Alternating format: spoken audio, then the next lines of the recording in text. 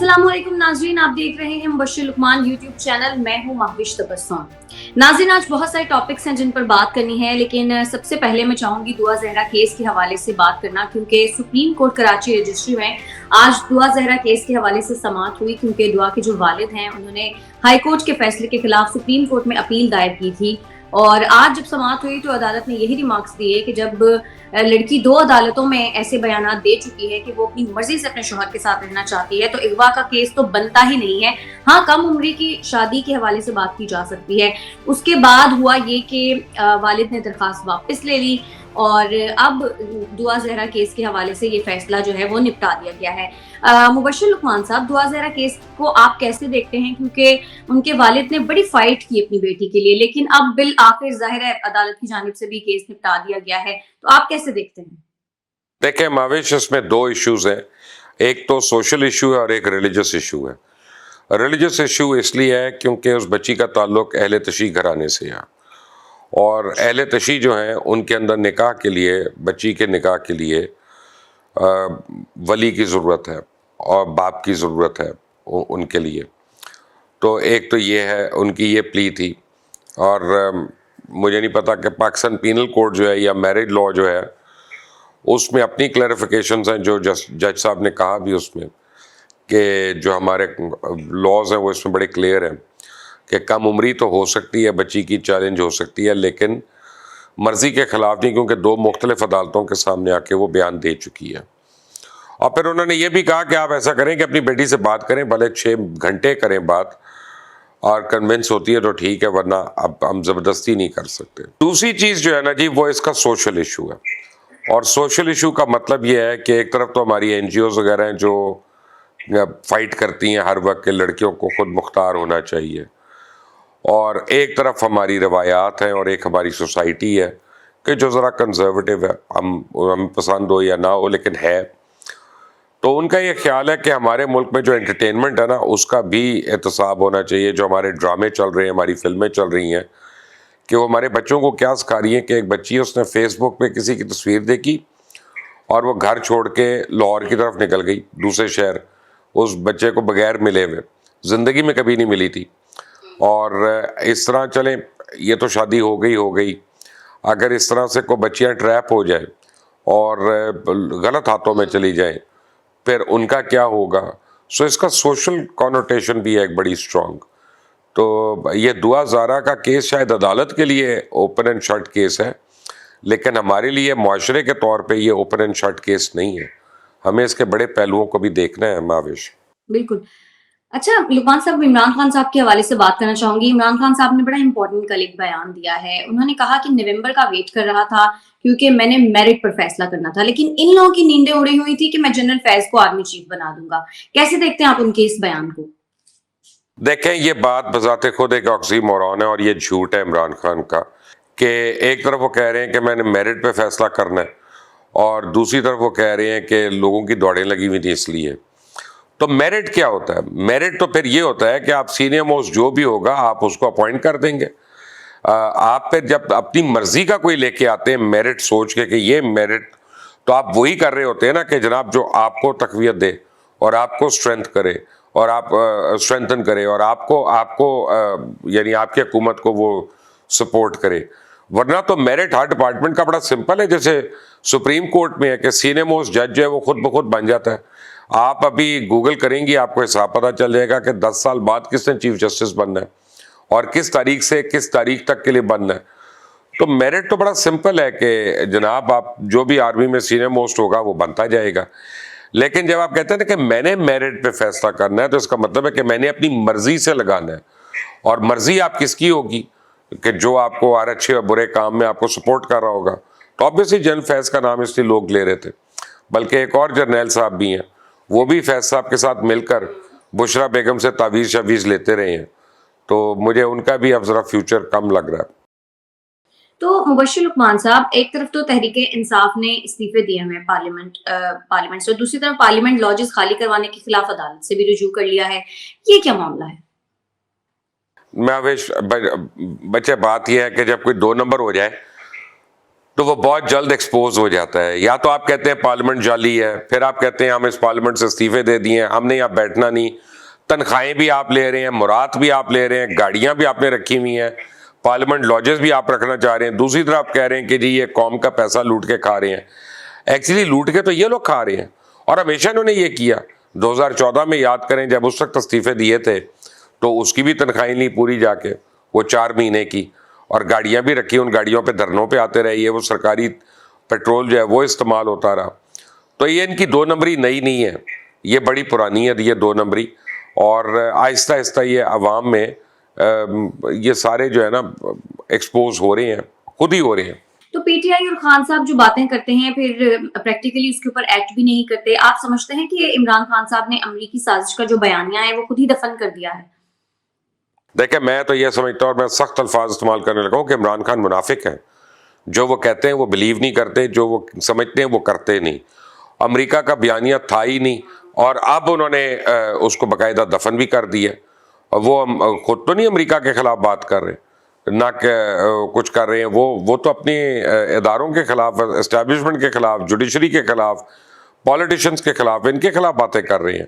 آپ دیکھیں نا جھوٹ کا اس سے بڑا کیا ہوگا کہ کل سے عمران خان کہی جا رہے ہیں کہ نیب آرڈیننس کی ترامیم جو ہے ہم اس کے خلاف کورٹ میں جائیں گے, ہمیں قابل قبول نہیں ہے. اور یہ وہ ترامیم ہے جو خود عمران خان اور ان کے تحریک انصاف نے 2019 میں انٹروڈیوس کی تھیں. یہ تو ان کی انٹروڈیوس کی ہوئی ترامیم ہے جس کے خلاف اب وہ کورٹ میں جانا چاہتے ہیں. تو آپ کو منافقت یا جھوٹ کی اس سے اعلیٰ کوئی مثال ملتی ہے دنیا میں؟ آدمی شرم سے چپ ہو جاتا ہے, ان کو تو وہ نہیں ہے. اچھا سر, میرے سامنے یہ ٹویٹر کے کچھ ٹرینڈز آ رہے ہیں اور یہ بڑے عجیب سے ٹرینڈ ہے, بولتے ہوئے بھی مجھے عجیب سا لگ رہا ہے. باجوہ صاحب کے حوالے سے ہیں کہ ملک کا غدار ہے, فورن فنڈڈ فتنہ, باجوہ استعفیٰ دو. یہ ٹرینڈز کیوں بن رہے ہیں اور یہ کون بناتا ہے ٹرینڈز؟ یہ دیکھیں نا, ایک تو ناصر حسین شاہ صاحب جو ہیں پیپلز پارٹی کے سندھ کے رہنما, انہوں نے ایکسپوز کیا ہے کہ آسٹریلیا کے اندر کمپنیز ہیں جو یہ بنا رہی ہیں اور ایک ایک ٹرینک کا 16 لاکھ روپیہ لے رہی ہیں. جب صوبائی حکومتیں آفیشلی صوبائی حکومتیں جو ہیں وہ بجٹس مختص کر دیں 1 ارب روپیہ سوشل میڈیا کے لیے, تو آپ سمجھ لیں کہ وہ کہاں پہ استعمال ہو رہا ہے. اور اس میں باٹس بھی استعمال ہو رہے ہیں, اس میں امپلائیز بھی ہیں, اس میں کارکنان بھی ہیں, اس میں چاہنے والے بھی ہیں, وہ سارے مل کر یہ ٹرینڈز بنا رہے ہیں. آپ یہ دیکھیں گے کہ عمران خان کبھی اس کو کنڈیم نہیں کرے گا, وہ جھوٹ بولے گا, وہ یہ کہے گا کہ میں نے تو نہیں کہا کسی کو, لوگ اپنی مرضی سے کر رہے ہیں. کنڈیم نہیں کرے گا کیونکہ کروا ہی وہ رہا ہے. اور یہ میں نے 15 دن پہلے اپنے وی لاگ میں نے یہ بریکنگ نیوز دی تھی. اس دن سی ایم ہاؤس KPK میں عمران خان ملے تھے یوٹیوبرز کو اور ٹک ٹاکرز کو, اور ٹک ٹاکرز کو اور یوٹیوبرز کو مل کر انہوں نے کہا تھا کہ تم نے اسٹیبلشمنٹ کے خلاف یہ ٹرینڈز بنانے اور یہ باتیں کرنی ہیں. تو وہ ہو رہا ہے, وہ نظر آنا شروع ہو گیا, اس کے ثمرات نظر آ رہے ہیں. عمران خان اپنے ملک کو خراب کر کے, تباہ کر کے بہت خوش ہیں. اب میں کیا کہوں, اللہ تعالیٰ ان کو عقل دے, یہی میں کہہ سکتا ہوں. ایک اچھی خبر بھی ہے میرے پاس, وہ یہ کہ ڈالر 5 روپے گر گیا ہے. سر IMF سے متوقع ڈیل اور چین سے قرض کی فراہمی کے بعد اب ڈالر تو 5 روپے گر گیا ہے, 206 روپے پر آ گیا ہے. تو آپ سمجھتے ہیں کہ اب بحران ہے وہ ٹل گیا ہے؟ کمال ہے, یہ کوئی اچھی خبر ہے ہمارے لیے بھائی. اپنا آپ کو میں بتاؤں کہ کل یوٹیوب نے ہماری پیمنٹ کی ہے ڈالرز میں اور آج ڈالر گر گیا. یعنی ہم پورا مہینہ ڈالر کے بڑھتے ہوئے دیکھتے رہے, اور جس دن یوٹیوب نے بینک میں ہماری پیمنٹ ڈالی ہے اس دن ڈالر گر گیا. خیر, لیکن آپ ملک کے لیے دیکھتے ہیں تو یہ بہت اچھی خبر ہے, اور اللہ کرے کہ یہ اس کو مستحکم کر سکے, سٹیبلائز کر سکے, اور اس کی درست جگہ پہ لے کے آئیں. کیونکہ ڈالر جب مستحکم ہوتا ہے تو کاروباری افراد جو ہیں وہ اپنا بزنس پلان بنا سکتے ہیں. ان کو پتہ ہوتا ہے کہ 2 سال کے بعد ہمارا کیا ہونا ہے, ابھی ہم کس خرچے پہ کریں گے, ہمارا مارجن اور پروفٹ کیا ہونا ہے, اس پہ وہ انویسٹمنٹس کر سکتے ہیں.